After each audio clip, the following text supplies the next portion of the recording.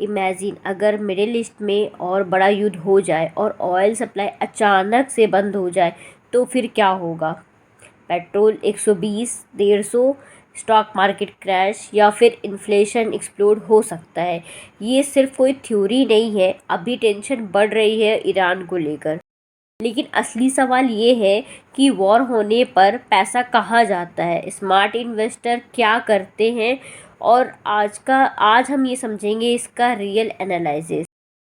Hello, welcome back to the channel. आज news में एक ही टॉपिक बहुत चर्चा में है, वो ईरान को लेकर बढ़ता हुआ ग्लोबल टेंशन।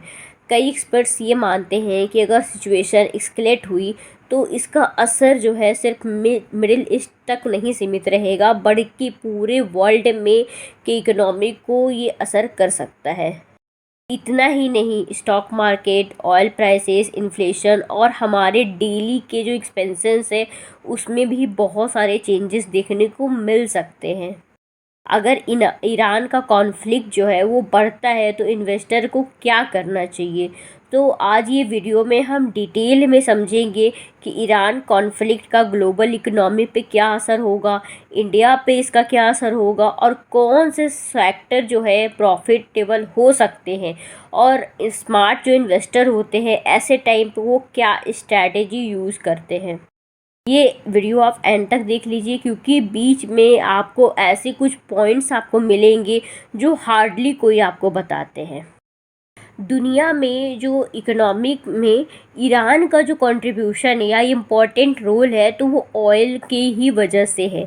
ईरान में जो सबसे उनके पास जो स्ट्रैटेजिक लोकेशन है वो है स्ट्रेट ऑफ ह्यूमस, मतलब कि यहाँ से ही दुनिया में हर जगह कंट्री में 20% से ज़्यादा ऑयल जो है सप्लाई होता है।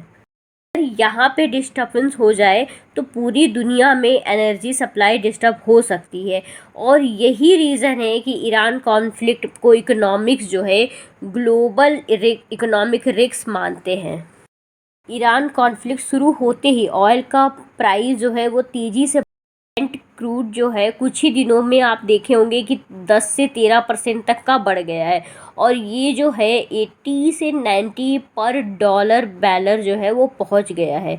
अगर कॉन्फ्लिक्ट इसी तरह से लंबा चलता जाए तो एनालिस्ट जो मानते हैं वो ऑयल जो है वो $100 क्रॉस कर सकता है, और जो ग्लोबल इन्फ्लेशन है वो भी बढ़ सकती है, इकोनॉमिक ग्रोथ जो है वो भी स्लो हो सकती है, और यही सबसे बड़ा डेंजर बात है। पे इसका इम्पैक्ट भी देखने को मिलेगा। इंडिया में अभी तक क्या है ना कि जो सबसे ज़्यादा जो अभी प्रभावित हो रहे हैं वो देश में इंडिया ही है, क्योंकि इंडिया जो है अपने ज़रूरत के जो ऑयल की जो ज़रूरत है उसका 80% से ज़्यादा ऑयल वो इम्पोर्ट करता है।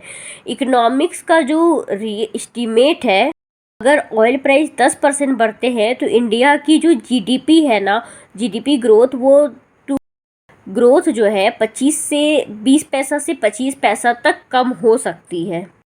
ये हुआ कि पेट्रोल महंगा हो जाएगा, ट्रांसपोर्टेशन महंगा होगा, जो फूड है वो इन्फ्लेशन देखने को मिल सकता है, और हमारा जो रुपीस है जो डॉलर से वो भी कम वीक हो सकता है। बहुत ही कम लोग ऐसा जानते होंगे कि वॉर में कभी भी पैसा ख़त्म नहीं होता, ये मूव होता है। ये जो मनी है ना, आप वो हमेशा देखोगे वो शिफ्ट होता है। अब ये शिफ्ट कहाँ होता है, क्राइसिस के टाइम पे क्या होता है ना, इन्वेस्टर जो है वो शिफ्ट करते हैं गोल्ड पे, जो कि सबसे सेफ समझते हैं, एनर्जी कंपनीज़ पे, क्योंकि वॉर के टाइम पे एनर्जी का डिमांड बहुत ज़्यादा बढ़ जाता है, और डिफेंस कंपनीज़ पे, क्योंकि वॉर के टाइम पे डिफेंस कंपनी का भी जो आप देखोगे डिमांड बहुत ही ज़्यादा पीक पे रहता है। हिस्ट्री में हर ग्लोबल जो कॉन्फ्लिक्ट है हुआ है उसमें यही पैटर्न देखने को मिला है। कौन कौन से प्रॉफिट सेक्टर हो सकते हैं इस कॉन्फ्लिक्ट में, तो अगर ईरान का कॉन्फ्लिक्ट ऐसे ही बढ़ता चला जाता है तो कुछ सेक्टर जो है वो स्ट्रॉन्ग होंगे, वो डिफेंस सेक्टर। इंडिया में अगर मैं डिफेंस सेक्टर की अगर मैं बात करूं तो Hindustan Organics limited, Bharat electronics limited और भारत डायनेमिक लिमिटेड, वॉर के टाइम पे ये डिफेंस स्पेंडिंग बढ़ती है। एनर्जी सेक्टर में अगर मैं बात करूं तो ऑयल प्राइस बढ़ने पर एनर्जी कंपनी भी बेनिफिट ले सकती है, जैसे कि ओएनजीसी। गोल्ड क्राइसिस में इन्वेस्टर जो है सेफ एसेट में शिफ्ट कर सकते हैं, इसलिए गोल्ड का प्राइस भी हाई हो सकता है। इसलिए अक्सर आप देखेंगे कि गोल्ड जो है वॉर टाइम पे बहुत ही ज़्यादा पीक पॉइंट पे रहता है। यहाँ पे आप क्या करें, अगर ईरान कॉन्फ्लिक्ट ऐसे ही बढ़ता है और पैनिक नहीं करना चाहिए, उस समय स्मार्ट इन्वेस्टर क्या करते हैं कि एसआईपी को अपना कंटिन्यू रखते हैं, पोर्टफोलियो को थोड़ा सा डाइवर्सिफाई करते हैं, उसमें थोड़ा सा गोल्ड का एलोकेशन को बढ़ाते हैं, और मार्केट अगर कोई डिप होता है तो उस समय बाइंग का अपॉर्चुनिटी वो देखते हैं। हिस्ट्री हमेशा ये बोलती है कि जब भी क्राइसिस आया है तो मार्केट बहुत तेज़ी से रिकवरी भी देखने को मिली है। ईरान कॉन्फ्लिक्ट सिर्फ एक न्यूज़ नहीं है, ये डिसाइड करता है ऑयल का price, inflation, stock market, global economy. इसलिए इन्वेस्टर को पैनिक नहीं करना चाहिए, बल्कि सिचुएशन के अकॉर्डिंग समझदार स्ट्रैटेजी बनानी चाहिए।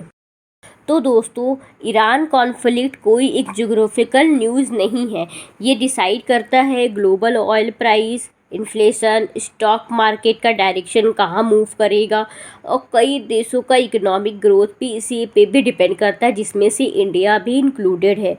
हिस्ट्री हर बार बताती है कि ग्लोबल क्राइसिस के समय मार्केट वॉलेटिलिटी ज़रूर आती है, लेकिन लॉन्ग टर्म में इन्वेस्टर को अपॉर्चुनिटीज़ भी बनती है। अगर आपको ऐसे ही डीप फाइनेंस एनालिसिस और हिडन मार्केट टिप्स पसंद आते हैं तो ये चैनल को लाइक, सब्सक्राइब और कमेंट करके मुझे ज़रूर बताएं, और अपने दोस्तों के साथ शेयर ज़रूर करें। और आपको क्या लगता है मुझे कमेंट में बताएं कि ईरान कॉन्फ्लिक्ट से स्टॉक मार्केट में क्या इम्पैक्ट पड़ेगा। कमेंट करके मुझे ज़रूर से बताएं। हम मिलते हैं अगले वीडियो में एक नए फाइनेंस टॉपिक के लिए। तब तक के लिए thank you for the watching.